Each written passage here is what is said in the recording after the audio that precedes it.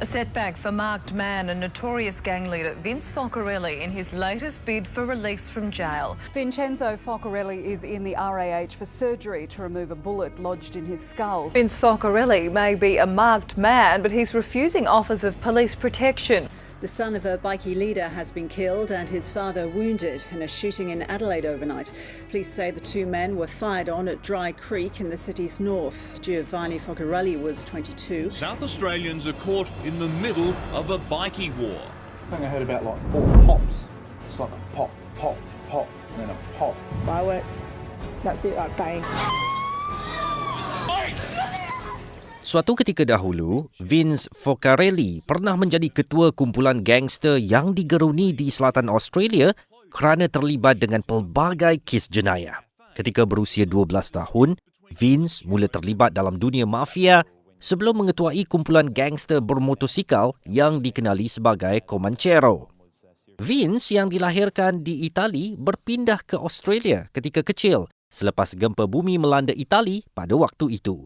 Kehidupan Vince di Australia dipenuhi dengan episod hitam apabila Vince mula terlibat dengan kegiatan jenayah iaitu pengedaran dadah yang ketika itu Vince berusia 14 tahun dan ditangkap. Vince menghabiskan masa remajanya di penjara Juvana selama 11 tahun atas kesalahan mengedar dadah. So one day I've had I was gangbanging, a lot of criminal life activity since I was 14 years old. Went to the juvenile prison for the youth. Got out of there. I'd done 11 and a half years of my life in prison. I sold drugs, heavy drugs at 14. I was approached by syndicates on this strip. It's a main strip in Adelaide. It's called Hindley Street. All right. Underground casinos, strip joints, nightclubs. Yeah, so it was a main strip, and I hit those streets at 14. So what happened? I went to high school, and I met up with some teenagers. From 12 years old, I hit the streets a little bit, but from 14 years old, I met some youth, and they took me from school. We bludged school. We went in, made out that we went to school, and then we went out, caught the bus, and they took me to the city. And it was the first time I tasted I was very scared because not scared of the city, scared of my dad. I found out that I left school. The Italians, forget about it. They're very infamous with the belt. It's their weapon of choice, when it comes to discipline. And so I always had this fear of my dad will find out, he'll come to the city. But I started liking it, So this street, I've been on there since I was 14 years old. And with this 14 years old, I had a lot of attitude. I have to give props to the Italians when they're young. 6, 7, 5, 8, 9 years old, 10.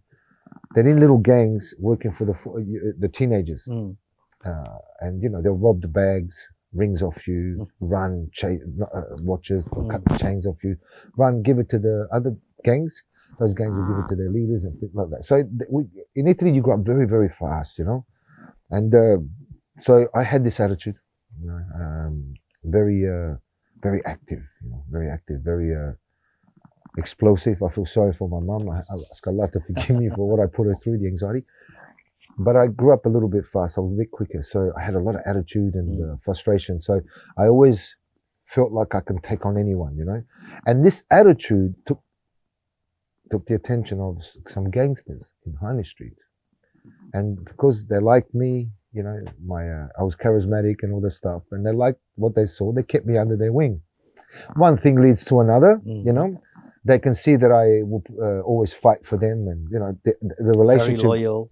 That's it. That was one thing about me, and I say this with conviction, without brag. This is one of the attributes that Allah gave me, is that I would be loyal. If I'm with you, I'm loyal. And I was that, and they saw that, so they approached me one day. And, I sadly to say, I was 14 when I first sold my first thing of heroin, I didn't even know what it was. Well, I really didn't know. I was very young and naive. And from there, it, got 15, 16. And at 16, we made up gangs. We terrorized the city. This is all documented and stuff. So I went to the juvenile prison. My father wasn't very happy with that. And, So it started from there. 14, 15, 16, I got into gangs, sold my first, narcotics and illicit drugs. And from 16, I started making a little name of myself with the right people, the ones that own the nightclubs, the ones that own the strip joints. When I say the right people, they weren't right for me, but they were the real ones. They weren't just little people on the streets. Yeah. That they were trying to make ends meet and trying to get you involved. These were the main people. Can I know what define person to be a gangster? Maybe they started as bully and applied violence in their daily life before they can become gangster. Okay, to some degree, there are levels of this. You can be abused when you're a kid. You can have evil tendency in your body that cannot shake off. You're frustrated with life. There's a lot of jealousy in you that creates anger and frustration. You want to hate people. There are good, bad, and evil people in life. People that are good can do some bad things. Doesn't mean they're bad. I've done some bad things, but I know I was never a bad person, even though I did evil, bad things, right?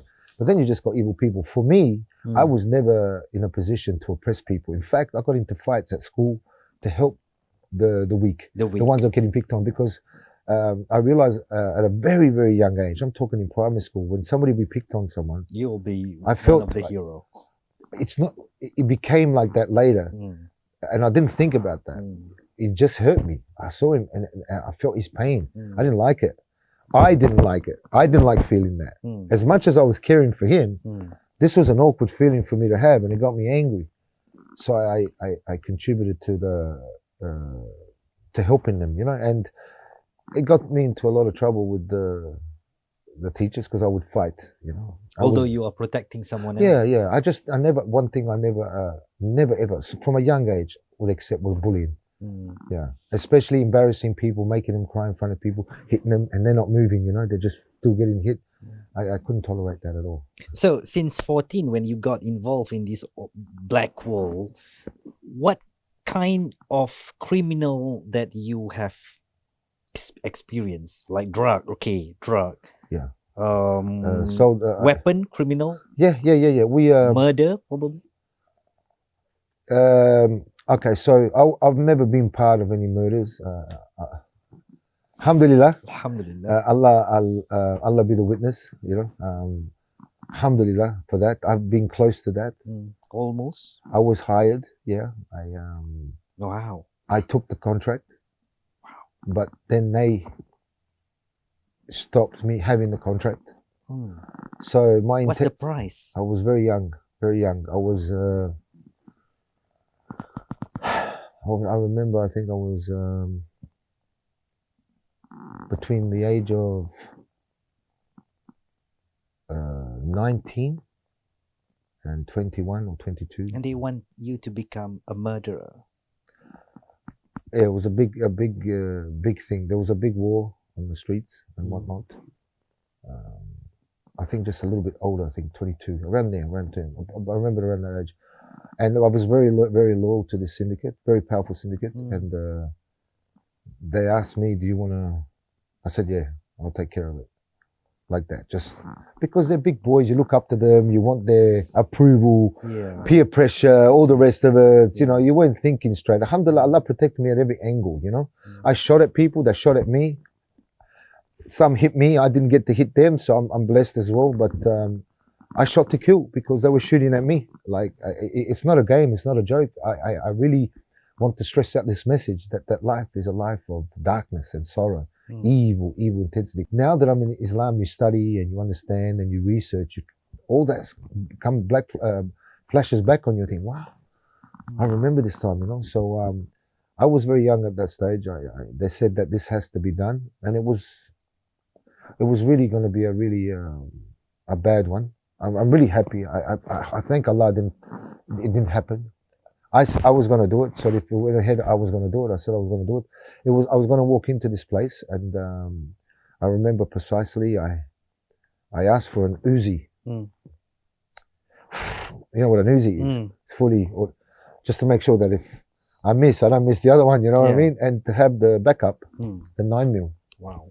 So once I've unloaded that, there's anybody left that's coming at me, I just mentality, watching the movies, the mafia, just, it all drove in. I'm not happy that I was thinking to do that, Seperti remaja yang lain, Vince mempunyai sikap pemberontakan yang ada pada dirinya, membuatkan dirinya terpalit dengan kegiatan gangsterism. Please don't misunderstand that.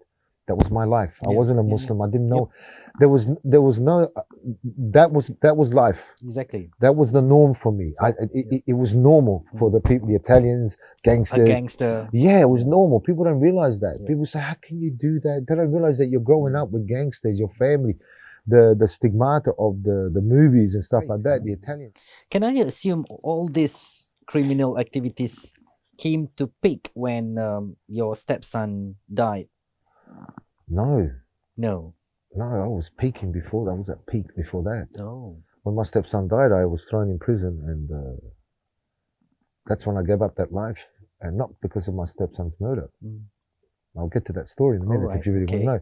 No, my peak started at 14, 15, 16. I reckon my peak was, when I peaked was 21 years old.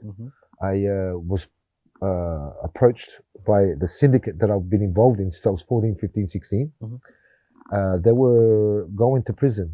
The guy, he supplied 3/4 of a certain narcotics, heroin. In Australia? 3/4 of in South Australia. In Adelaide? In Adelaide, South Australia. All right. South Australia. 3/4 of that, or especially the Adelaide area. Let's say Adelaide, so we don't have to go too big, right? Let's say Adelaide, 3/4 of that, he was providing, supplying heroin to the streets. Yeah. So he approached me, he goes, "Look, I'm going to jail.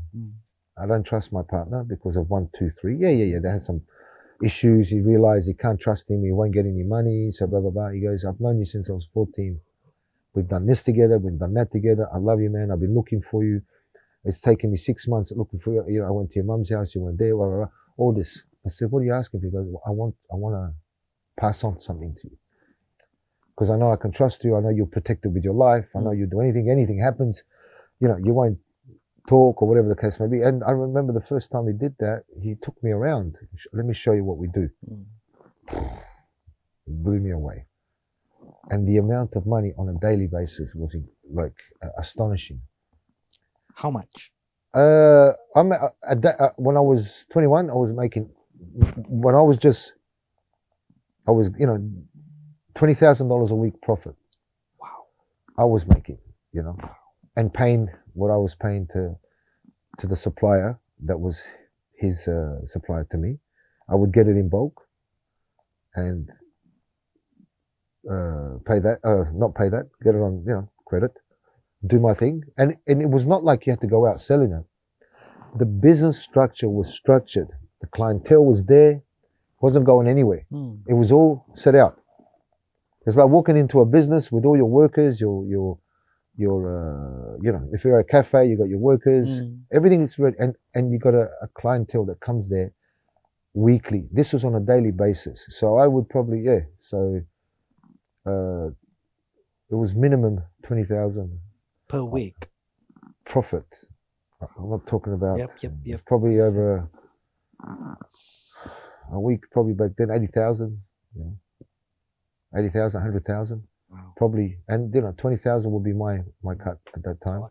If you get caught and you collaborate with the police, and you tell them, say, "Look, if I tell you where I got it from, who it was, who's involved, all the rest of it, I'll tell you who's doing it. If I give you up everything, what are you going to do for me?" "Okay, look, Vince, you know what I mean? We'll talk to the judge that you've complied, you give cooperation, and we'll take care of it." I said, "I don't want to do any jail." He goes, "Okay, we'll give you a suspended sentence," right? Many people do that, when I said to you, I took it very serious, that life. It came with the code of conduct, code of silence, all of it, and so I did my time, The very loyal person. Yeah, of course, but you can't live that life.